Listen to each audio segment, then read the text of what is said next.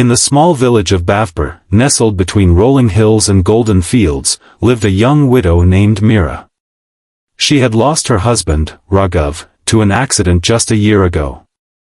The pain of his absence was a fire that burned inside her, but she never let it show. Villagers whispered about her, some admired her strength, while others pitied her. Mira, however, had no time for either sympathy or praise. She had a son, little Kiran, to raise. At just 5 years old, he was too young to understand grief, and Mira was determined to shield him from it. She knew that if she broke down, their small world would crumble. But the village was not kind to a widow. Some elders believed she brought misfortune. Others saw her as weak, easy to take advantage of. The landlord, Seth Govind, was one of them. He had been eyeing her small piece of land, waiting for the right moment to snatch it. One evening, as Mira was tending to her crops, Seth Govind arrived with his men. "You should sell the land to me, Mira," he said, his voice thick with false kindness. "A woman alone cannot manage all this. I'll pay you well, and you can move in with your relatives." Mira clenched her fists, her heart pounding.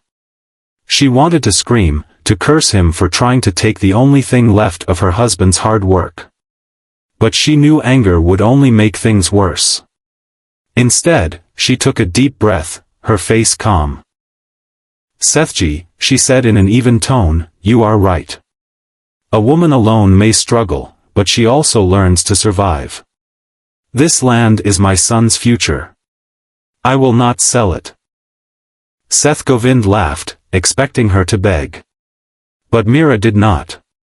She stood firm, her eyes unwavering.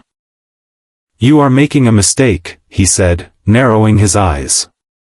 "If you change your mind, let me know." That night, Mira could not sleep. She knew Seth Govind would not stop so easily. Fear tried to take over her mind, but she pushed it away. She had learned that emotions, if uncontrolled, could destroy a person. Instead of panicking, she made a plan. The next morning, she gathered the village women, other widows, wives, and daughters who had faced similar struggles. She told them about Seth Govind's threats. At first, they hesitated, fearful of his power. But Mira's quiet confidence inspired them. Together, they decided to stand guard over each other's lands.